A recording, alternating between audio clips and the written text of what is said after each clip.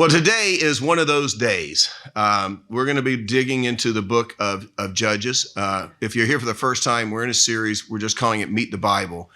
And we started in the book of Genesis. And each week we're getting a survey of a book of the Bible, seeing how it fits into the big story.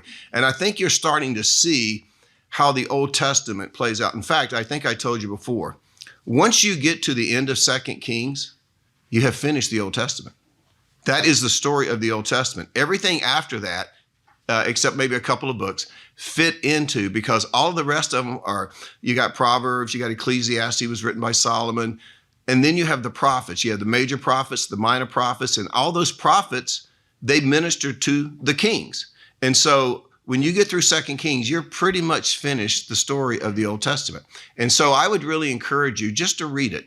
But you're going to begin to understand this story. You're going to be able to see how it develops. But it's God's big story of restoring mankind back to him. And it's a bumpy ride. And we've come to one of those big bumps in the ride today as we talk about the book of Judges. Now, I want to talk about something because in the 1700s, there was a Scottish historian by the name of Alex Tyler. And he began to do some research. And what he did in his research was he discovered that there seems to be a very, very similar cycle that all great civilizations go through. And what happens is he discovered that there is a rise from weakness or mediocrity to strength. And over a period of time, all of those great civilizations have a shelf life, and they end up moving back into a stage of weakness and mediocrity. I'm going to show you the cycle. It's on the app. I went ahead and put it on there this week if you go to the notes. But he begins by saying most civilizations began with some kind of bondage that they were in. And that bondage led to faith, sometimes spiritual faith, sometimes faith in God. And then second, that faith led to great courage. This sense that, wait a second, there's something at stake here. There's something worth living for. In fact, there's something worth fighting for. There's something worth dying for. And so that led to great courage. Third, great courage leads to liberty. We can see that in our own country's history. In fact, as we go through this, you may want to think about our country's history, the Revolutionary War. It was worth fighting for. It was worth dying for. It led to great courage, which led to liberty. Liberty leads to abundance. Let me tell you, nations that are free are nations of abundance. Just think about that. Nations that are free, they're nations of abundance. And then something Tyler points out always happens at this point. At this point in these civilizations, selfishness and self-centeredness becomes a huge part of the culture. And so abundance leads to leisure. Nothing wrong with leisure. Who doesn't enjoy leisure? Then leisure leads to selfishness. Selfishness leads to complacency. Complacency leads to apathy. Apathy leads to dependence. And he pointed out usually dependence on the government. Dependence leads to weakness. And weakness leads back to bondage. Back to sometimes persecution, sometimes suffering, but a sense of weakness, a sense of we're not who we used to be, mediocrity. Now that's the cycle. He also discovered that it takes about 300 years for a civilization to go through this cycle of being weak, moving to greatness, and then ending up weak again. One historian I discovered put it right at 366 years. I think that's a little bit specific. The Roman civilization, their greatness lasted about 400 years before they went back into bondage, back into weakness. One historian said because of the way culture is moving so rapidly, and he compared it because of social media and so many things, this probably cycle is down to about 250 years. Now, let me just put it in perspective for you. We just celebrated as a nation our 247th birthday. So you can kind of think through where we might be on the cycle. My recommendation would be eat dessert first. Okay, if you go to lunch today, just eat dessert first because the wheels could come off. The wheels could come off at any time. Now, obviously, historians have studied this. It's true, but it's not just true in secular history. It's not just true in like Babylon. It's not just true in like Rome. It's not just true in like in civilizations like Greece. It's also true in biblical history. And we come to the book of Judges. And as I said last week, if I could delete any book of the Bible, if I could take any book of the Bible out and reduce it to 65 books, I would delete the book of Judges because it's a book of dismal history. All you have to do is read it. It's dark, it's discouraging, it's depressing. But we find ourselves this week in the book of Judges. And whether we like the book or not, God included it into his word, the Bible, for a reason. So my goal this morning is to dig into it a little bit, and let's see what kind of lessons maybe we can learn, we need to learn as we go through this book this morning. I want to begin by just sharing a few insights about the book of Judges. First of all, the name, Judges. When we think of a judge, we think of a robed individual sitting behind the desk in a courtroom overseeing, legal processes and legal procedures. But when you think about a judge from a biblical perspective, it's a reference to both men and women. There were men judges, there were women judges that God raised up at specific times to free the people, to deliver the Jewish people from bondage. In fact, when you think of a judge in the Bible is actually more of a warrior than an attorney. At times, the judge was a counselor. At times, they were a priest. At times, they were a prophet. Overseeing litigation was never really a part of their job. In fact, if you really want to get technical, a judge from a biblical definition was a deliverer. That's literally what the word means. They were a deliverer. And depending on how you count, there's anywhere from 13 to 15 judges. It's hard to tell for a couple whether they were actually judges or not. You would recognize the names of some of them. Samson.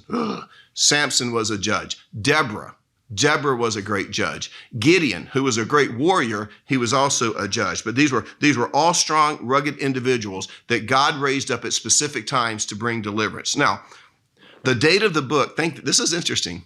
The date of the book covers 300 years, about 300 years. It covers 1375 BC to about 1075 BC. And if you study those 300 years, those 3 centuries, there are 7 separate cycles that run their course. And even though in the book of Judges, God is still trying to get the nation of Israel on its feet, he's trying to get them established as a nation, as a powerhouse, you're going to see this weekend these people just continue to disobey God. They just refuse to be obedient. The other thing I wanted to point out is there's an interesting contrast between the book of Joshua and the book of Judges. Let me just show you the contrast. Judges is a book of Joshua is a book of victory. We saw that last week. Judges is a book of defeat. Joshua is a book where the people are motivated to fight. Judges is all about just maintaining what you have. In the book of Joshua last week, we saw that the people were mobilized. They were moving through the land. They were on the move. In Judges, the people are actually now settled in the land. They've moved into the land. They've moved into the houses of the Canaanites that they've run out of the land. So now they're settled in the land. In Joshua, if you think about words that sum up the book of Joshua, you think of words like unity and determination. When you think about the book of Judges, you're going to see disunity. And here's the key word, and it's going to come across over and over and over again throughout the study this morning: anarchy. Anarchy. In Joshua, the land hasn't been conquered. Remember, they're going through the land. We saw that last week. They're conquering in the land. When you get the book of Judges, the land is conquered. They can now officially say the land is ours. Under Joshua, there's a first generation of warriors. They're kind of fighting their way through the land. They realize there's something worth fighting for. In Judges, this is interesting. There's now a second generation that's come along. They don't know how to fight, but they don't want to fight. They're just tired of the fighting. Joshua is a book of patriotism. Judges is a book of national indifference. You could sum up the book of Judges status quo. Status quo is Latin for the mess we's in. Okay, that's what's going on in the book of Judges. Now, let me show you why these people were okay with just maintaining the status quo. You'll see it in several verses. Judges chapter 17, verse 6. It says, "In those days, Israel had no king. Everyone did as they saw fit." I like the way the New American Standard. In those days, there was no king in Israel. Every person did what was right in their own eyes. That's anarchy. Everybody doing what they think is right. Judges chapter 19, verse 1, "In those days, Israel had no king." Judges 21, verse 25, "In those days, Israel had no king. Everyone did as they saw fit." There's anarchy. Judges 18, "In those days, Israel had no king." Do you know what those verses are screaming? They're saying, we don't answer to anybody. And you're going to see there's a philosophy that had really settled down into the nation of Israel. Is like, if it feels good, do it. If you think it's right, just do it. It's okay to do it. John Hunter wrote a book. It's entitled Judges in a Permissive Society. and this is an older book. This sounds like a prophet writing. He says, there is a stated fact, no king. No one was in control. No one gave the orders. No one was responsible to anyone. As a result, everyone did what was right in his own eyes. He writes, these are brutal, ugly, wretched accounts of the national outcome of people doing what is right in their own eyes. Notice, not what was wrong in their own eyes. They could always justify what they did, and so it was always right. In other words, it was a culture where people were saying, wrong is right because I say it's right. Okay, is it starting to sound a little too close to home? Okay. He continues in his book. This is the hallmark of a permissive society. We have it in our own culture. Fearful crimes are committed such as never been committed. When perpetrators are caught and permitted to speak, there is no shame, no regret, no guilt, no sorrow. Why? Their deed is rationalized in such a way that the deed is right in the eyes of those responsible. By the way, it always amazes me when people think that the Bible is outdated or that the Bible is irrelevant. I'm telling you, there's a reason God left the book of Judges in the Bible. You read the book of Judges, you know what it's like? It's like watching the evening news when you get home from work. It really is. In fact, what you're going to see taking place among the Israelites, and I will remind you, these are God's chosen people. These are his people that he's going to bring the Messiah through. And what you see going on through God's chosen people is going to blow your mind. Now, here's the big question. After the days of Joshua, after all of the great victories, how did these people get into this situation? How did they fail so miserably? To answer that question, we have to go back to the book of Joshua, and we get to the end of Joshua, chapter 23, verse 5, and it says this, the Lord your God himself will push them, and that's a reference to the Canaanites, will push them out for your sake. In other words, this is for your own good. He will drive them out before you, and you will take possession of their land as the Lord your God promised you. Now, what does all that mean? Well, understand they are now settled in the land of Canaan. Okay, the land is theirs. But at this time in history, there is no king in Israel. At this time in history, there are 12 tribes of Israel. And these are the 12 tribes that are named after the 12 sons of Jacob. And so what happened was when they came into the land, they basically divided up the land, and each tribe took a portion of the land. In fact, if you ever travel with me to Israel, you'll be in the part of Dan, you'll be in the part of Judah, you'll be in these different areas. But they divvied it up, and it was their responsibility. It was kind of like squatters' rights. You go in, you take the land, and you make sure you clean it out. Why? Because understand, under Joshua, they defeated the armies of the Canaanites, but there were still these little pockets of resistance here and there. We've even seen that in some of our more modern wars. Like you may take a big battle, but this little pockets of resistance, right? And so in Canaan, it's these little pockets of idol worshipers here and there, little pockets of people that will just give you fits. And so Joshua's like, listen, you gotta get rid of all of them. That's what God said. They have to go. You either run them out or you take them out, but they have to go. In fact, it says in Joshua chapter 23, verse 6, be very strong, be careful to obey all that is written in the book of the law of Moses without turning aside to the right or to the left. Do not associate with these nations that remain among you. Do not invoke the names of their gods. Don't even swear by them. And basically it's saying this, don't talk about Baal. Don't talk about Ashtoreth. Don't talk about Moloch. These are all the gods that the Canaanites. Don't even mention their names. And a lot of us, we hear that because we've been so culturally desensitized, and we're like, well, it sounds like God's being pretty narrow. And it does sound that way, but you got to understand that's God's way of having the people clean out the land so that they can settle there, and that these Canaanites are not going to be a bad influence on them. And then it goes on to say in Joshua 23, verse 7, you must not serve them or bow down to them. He's talking about the gods that they have. But you are to hold fast to the Lord your God as you have until now. The Lord has driven out before you great and powerful nations. To this day, no one has been able to withstand you. So don't forget that. That's what Joshua is saying. God has done everything he has said. So be very careful to love the Lord your God. In other words, he's basically, hey, tighten your belt, roll up your sleeves. I know you're living in these new houses that you didn't have to build, right? You're eating from the vineyards that you didn't have to plant. You're enjoying the livestock that you didn't have to raise because you ran the Canaanites out. Don't just sit on the front porch in your rocking chair thinking that everything's just going to be fine. Don't rest until you get rid of all of them. You got to clean the land out. Which brings us back to the question. Why did these people who were so victorious and successful in Joshua, how did they fail so miserably? Here's another question. Was it rapid? Well, I'll tell you the answer to that question is no. Could they see it coming? No. The erosion and the collapse of a culture, it's never noisy. It's always silent. It's imperceptible. It just slowly happens. And it's like today, we get up and we watch the news or we read the paper, if you still get those. And what do you ask yourself? How in the world did we ever get here?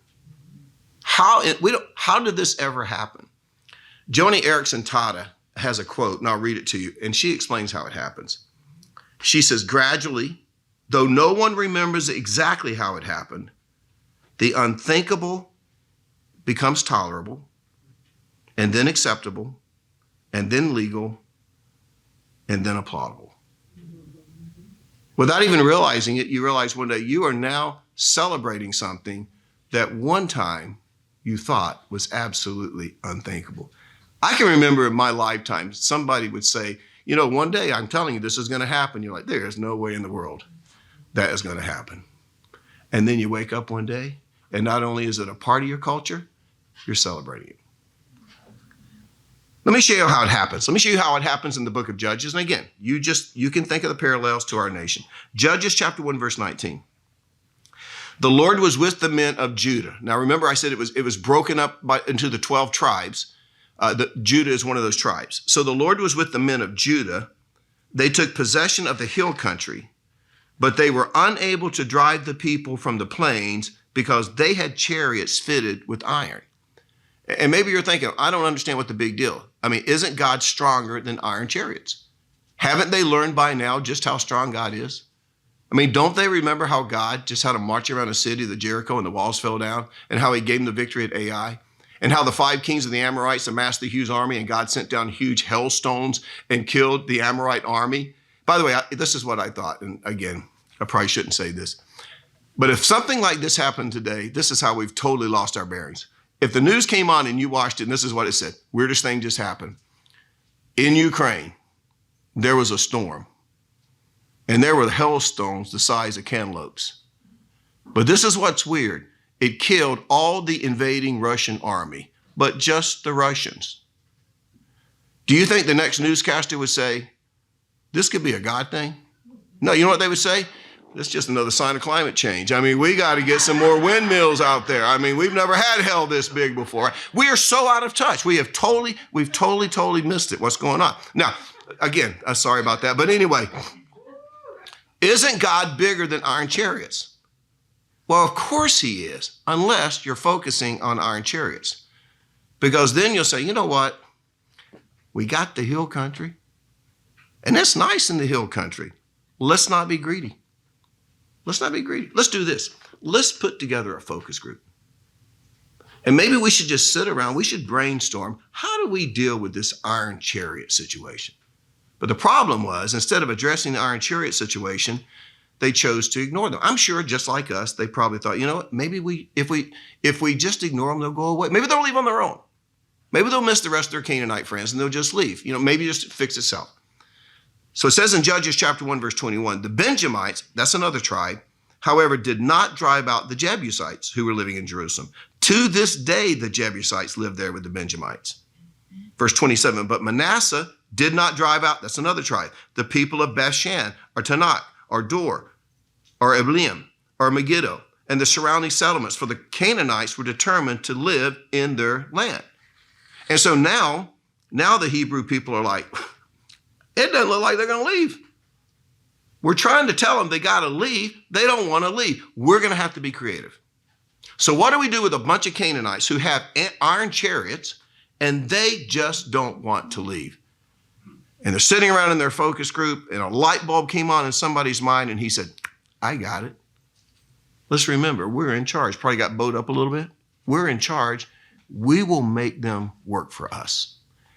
And so it says in Judges chapter 1, verse 28, when Israel became strong, they pressed the Canaanites into forced labor, but here's the key phrase, but never drove them out completely.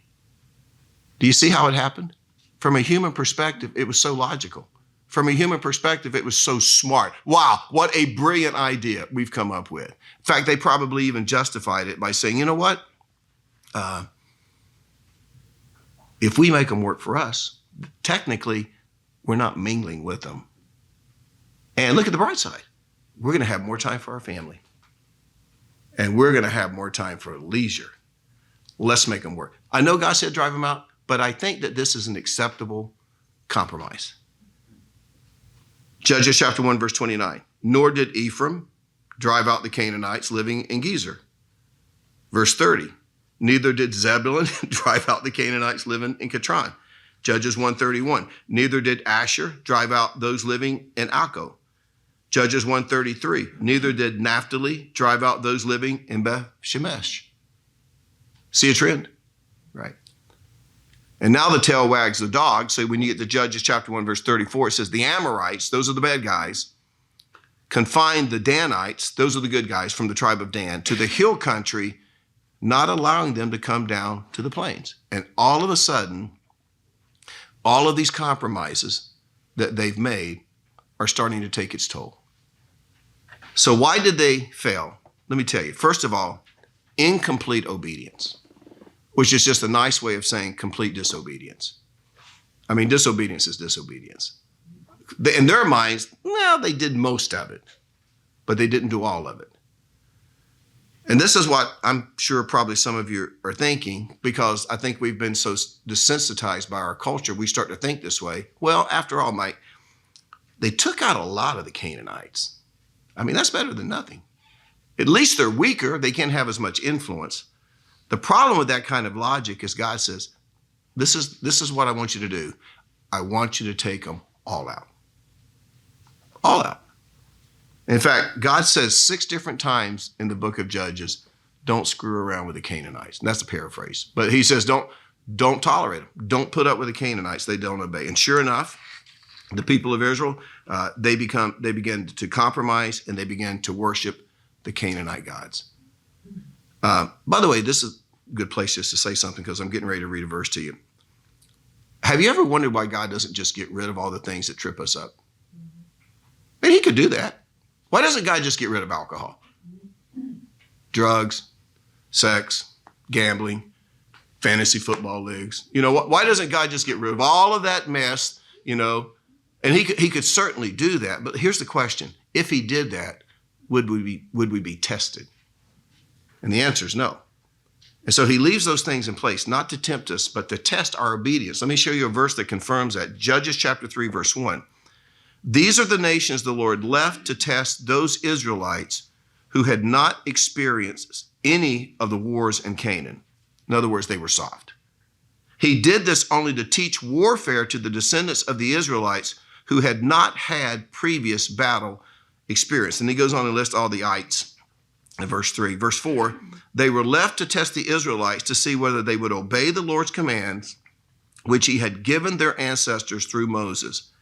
And it says the Israelites lived among the Canaanites, the Hittites, the Amorites, the Perizzites, the Hivites, and the Jebusites. In other words, they were all there. And the Israelites lived among them. And this is what's interesting. The Canaanites did not adjust their lifestyle to the Israelites.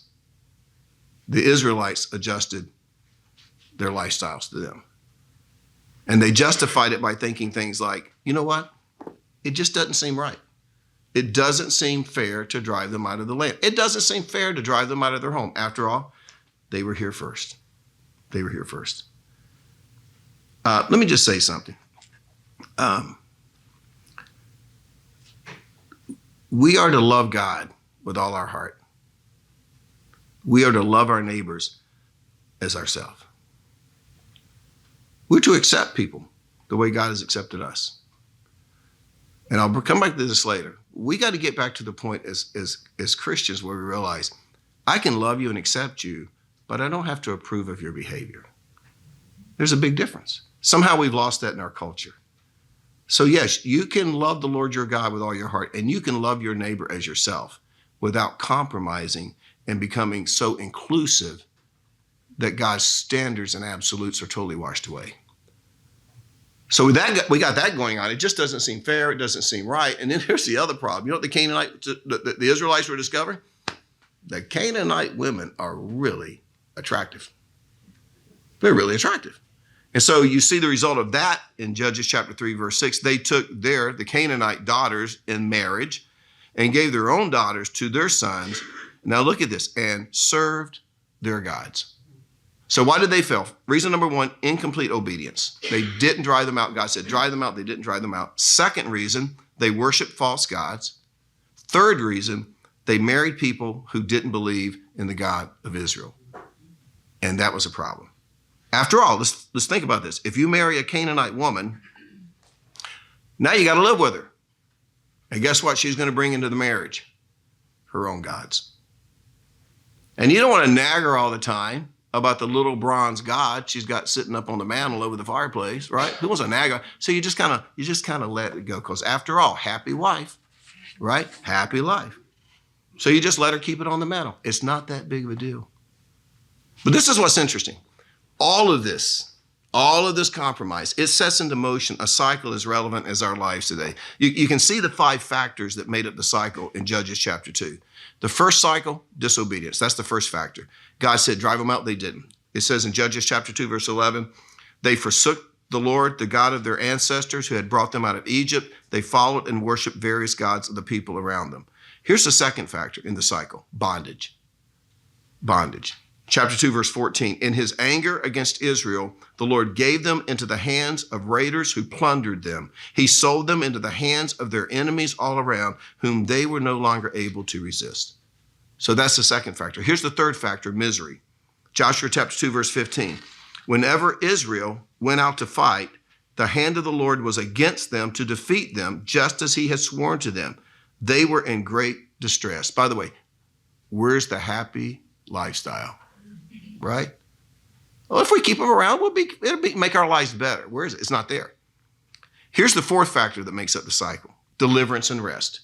Let me read it to you. Joshua chapter 2, verse 16. Then the Lord raised up judges, there's our heroes, who saved them out of the hands of their raiders. Yet they would not listen to their judge, but prostituted themselves to other gods and worshiped them. They quickly turned from the ways of their ancestors who had been obedient to the Lord's commands.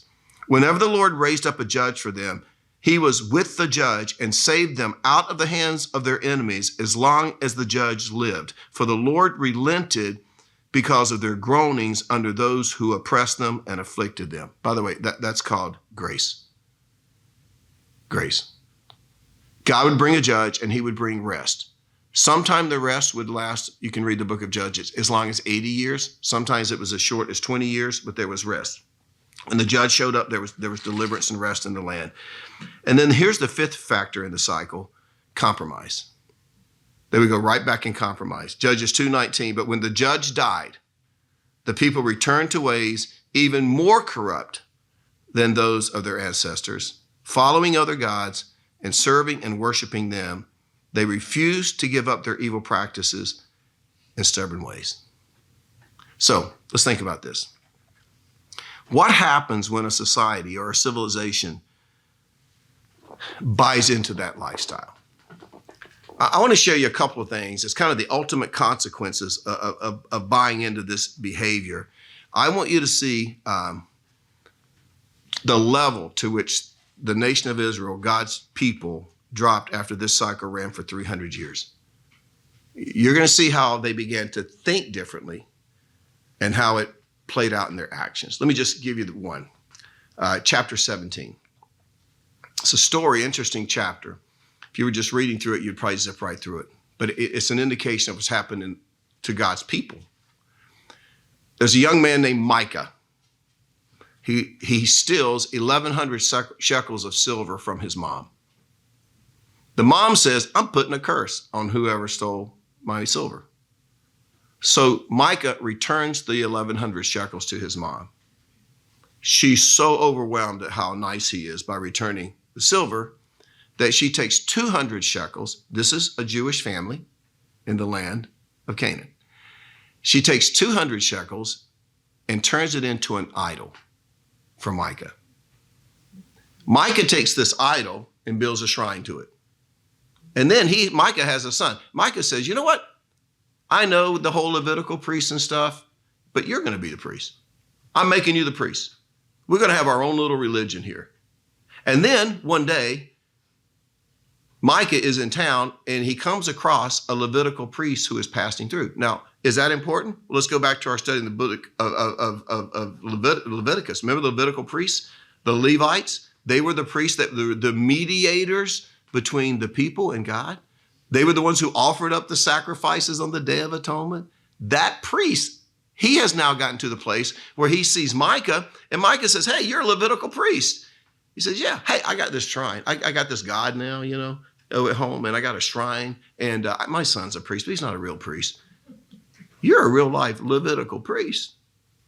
And he says, I will do this. I will pay you 10 shekels a year, and I'll take care of your food, clothing, housing, if you will come be my priest over my made-up God.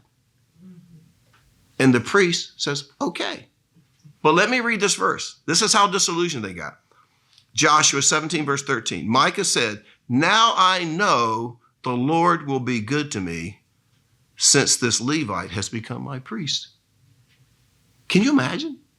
That somehow not God's going to bless me because I got this God I created and I got a Levitical priest. And I thought, let me put that in perspective. That would be like me coming in here this morning and say, you know what?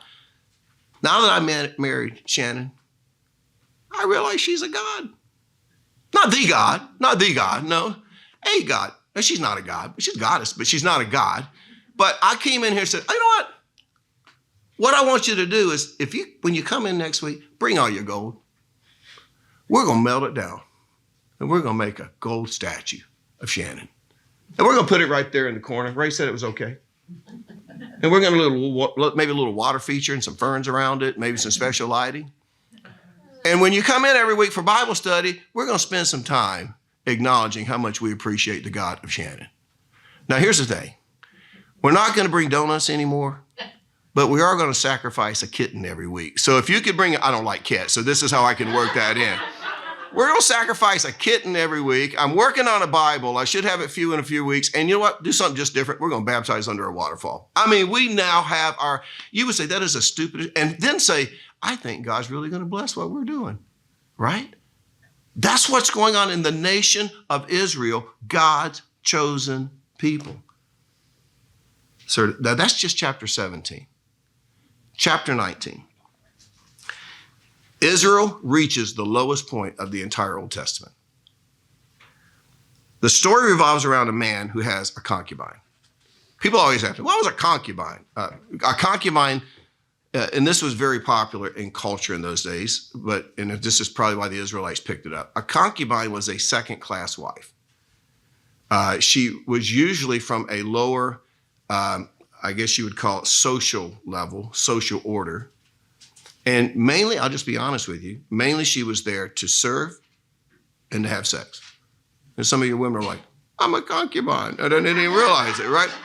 But in the Old Testament, remember Solomon had 300 wives and 700 concubines, okay? He had issues, okay? I used to say, remember the song we used to sing, red and yellow, black and white, they are precious in his sight. I think that was Solomon's theme song, red and yellow, black and white. They're all precious in my sight. I got 1,000 of them, right? But anyway, that's another story another time. But this guy has a concubine. The concubine doesn't necessarily care for this husband. So she takes off, she runs away, she flees back to her family.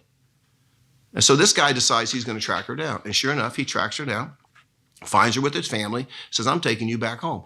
On the way back home, night falls. And they end up in this town. They don't have anywhere to stay, so they decide they're going to stay in what we would call a park. It's called I think in the Bible it's called like a city square, but it's like a park.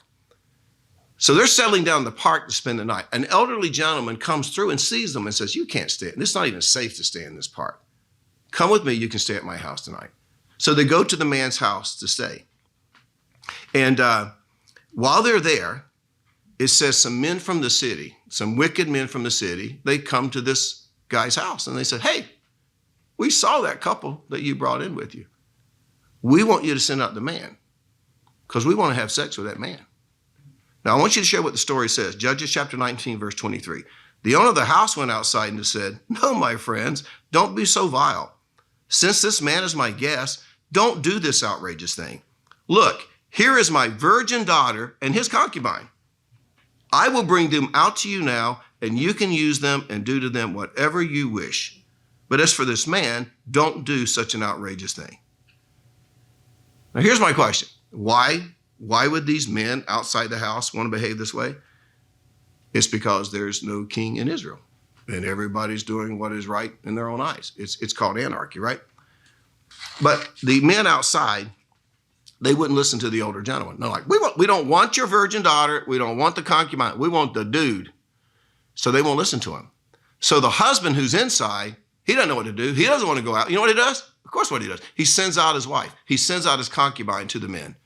And he said, you can have her. And it says that they literally raped her through the entire night.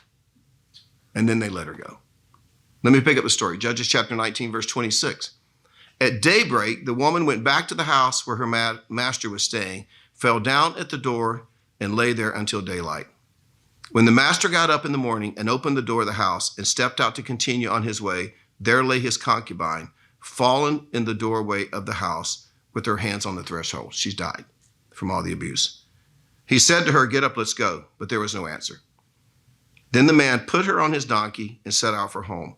When he reached home, I hate to even talk about this, but this is when he reached home, he took a knife, cut up his concubine limb by limb into 12 parts and sent them into all the areas of Israel. Everyone who saw it was saying to one another, such a thing has never been seen or done, not since the day the Israelites came out of Egypt. In other words, you ever had that comment when you watch the news? It's never been this bad before. That's what the people of Israel say. It's never been this bad before. And so chaos breaks out. Okay? And you can see the cycle. Cycle in chapter 17, it started with what? Idolatry. And when you worship other things other than the true God, what are you doing? You're ignoring his principles. You're ignoring his absolutes. Now all of a sudden you're into anarchy. Everybody does what is right in their own eyes. So you have that. That leads to immorality in chapter 19. And then I won't take the time to read it, but it results in incredible anarchy. And thousands and thousands and thousands of people are killed as a result of the violence that breaks out because of what happened to this concubine. And people were saying like nothing like this has ever happened in Israel. And we say that all the time. It's never been this bad until it is, right? Now, who in the world would have ever dreamed that this could happen to God's chosen people? Again, the nation through which is going to bring the Messiah, the Savior of the world. But I want to point out something here. The problem isn't a nation. The problem is the people who make up the nation. Now, I got 3 statements here, and I work really, really hard on these 3 statements because I don't want to get misinterpreted, but it's probably going to happen. It's literally the stair steps down to a broken, crazed world. And it's right here in the book of Judges. Here's the first one. Depravity results in permissiveness when righteousness is ignored. Let me say that again. Depravity results in permissiveness when righteousness is ignored. You can see it in the book of Judges. We see it in our nation today. See, if you ignore God's standards long enough, if you ignore God's absolutes, what's right and what's wrong, long enough, depravity will always breed permissiveness. No longer is wrong wrong. Wrong is right because we feel like it's right. Wrong is wrong because we decide it's right. And then all of a sudden you're on some really slippery slopes because there are no absolutes. If you want to identify as something, identify it. Who's going to argue with you? I saw the other day on the news, I don't know if you saw it, that the guy decided he identified as a collie. The collie, and he spent $18,000 having a collie outfit made that his wife walked him, his wife or his daughter was walking him down the street in his collie outfit, right? You know what? To each his own. Live and let live. But that's what happens when you don't have any absolutes anymore. But where did it start? Where did it start? I'll tell you where it started. God created man and woman, and he brought them together in marriage. And we got on the slippery slope, and we said, well, let's redefine marriage. And then once when you redefine marriage, everything's out the window. Let's talk about anything. Anything's cool. Anything's acceptable. So depravity results in permissiveness when righteousness is ignored. And again, it's interwoven all through the humanism of our day. Here's the second one. Permissiveness leads to rationalization when holiness is ignored. Now think that through. Permissiveness leads to rationalization when holiness is ignored. For example, in our day, it's no longer, I guess we would use politically correct. You can't refer to anything as bad anymore. You can't refer to anything as sinful. You can't refer to anything as wrong. You can't refer to anything as perverse. And you know why? We're smart. We define and we rename whatever we're talking about, and all of a sudden you can rationalize it. And I'll give you an example. And I don't want to hurt anybody's feelings, but for example, it sounds so hard saying you're killing a baby or aborting a baby. But if you say it's the woman's right to choose, well, that sounds even right and acceptable, doesn't it? And again, let me just say something. My guess is there's women in this room that have had an abortion. And you know how I know that? I used to staff a really large church, and I found out over time a whole lot of the ladies on my staff had abortions somewhere in their history. It's not the end of the world. You ask God to forgive you. You don't live under the guilt and shame, and you move on. You move on. But we live in a culture like if we just rename it, it's not so bad. It's not ending a life. It's not euthanasia. You know what it is? It's end of life care. Well, that sounds a lot better than just euthanizing people as they get older. You say that'll never happen in our country.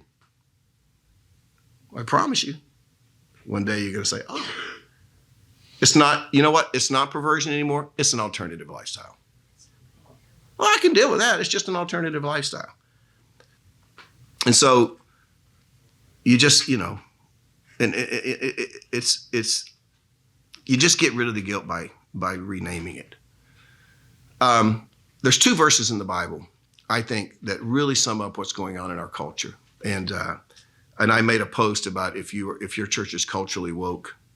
And I'm not talking, I know where woke originally came from, but that term is expanded, where you just have to accept everything and look, turn your head and look away. Then you might end up spiritually broke. This is probably the best definition I can give you for what I mean by culturally woke. Romans chapter 1, verse 21 and 22. Paul is writing, and he's explaining the downward vortex of sin. Once sin starts, just how it spins down and down. Exactly what we've been talking about this week. And then he says this in verse 21 and 22. For although they knew God, they neither glorified him as God, nor gave thanks to him, but their thinking became futile, and their foolish hearts were darkened. Now here's the key verse. Although they claimed to be wise, they became fools. If there's any verse that sums up our culture today, I think that's it. We think we are so smart, so wise, so broad, so inclusive, so accepting because we've ignored God. And we're smarter than God. We know how to handle these things better than God. I know God said this, but you know what? If God were writing this today, he wouldn't say that today. So we're going to trump God. I'm sorry, I shouldn't even use that word. We're going to override God, okay? We're going to override God because we're smarter. And I think God must be looking at us saying, what a bunch of fools, Again, let me point out, you can love someone and you can accept someone by not approving of them. You can love your neighbor as yourself, and you can accept your neighbor, but that doesn't mean that we have to condone what they're doing. You can love and accept them. Let me tell you something. I had an affair. God never stopped loving me, and God never stopped accepting me, but I guarantee you, he didn't condone what I did. And that tells me that if he calls us to that standard, we can live that standard too. What did he tell the woman at John chapter 8 who was caught in adultery? I don't condemn you, but you need to get your act together. You need to stop this. Go and sin no more. So for people that say Jesus was the most woke person ever, you haven't spent enough time reading the scripture. He never compromised when it came to sin. Never compromised. Now here's the third. Rationalization encourages rebellion when repentance is ignored. Rationalization encourages rebellion when repentance is ignored. So let me give them to you. Depravity results in permissiveness when righteousness is ignored. Permissiveness leads to rationalization when holiness is ignored. And rationalization encourages rebellion when repentance is ignored. That's why you see the riots in our street and mobs of teens running wild. Crime is at an all-time high. Washington, D.C., the capital of this great country. This year, homicides up 27% over last year, sex abuse 47% over last year, and car theft 105% over last year. We're at that last part, where now it's just become absolute anarchy. And I'll tell you why. It's just like with the Hebrew people. As a nation, we have removed God from every ounce of fabric in our country that we can. And we're starting to see the cycle, and it's beginning to play out in front of our eyes every day. Again, nations don't change, people change. Great decisions like this aren't just randomly made. Thoughts prompt changes which lead to decisions. Remember the old saying, sow a thought, reap an act, sow an act, reap a habit, sow a habit, reap your character, sow your character, reap your destiny. If a nation of people continue on this path long enough, this is where it went. But aren't you glad that we have a patient, merciful God? Aren't you glad? Because as we saw in the book of Judges, every once in a while God would say, I'm going to bring a judge, and he's going to restore some civility, And the nation got its act together, maybe for 80 years, maybe for 20 years, but God brought some rest in the land. And if you want to pray for our nation, I think the prayer would be that God would bring a judge, someone who could bring some peace, some rest, some tranquility to the land.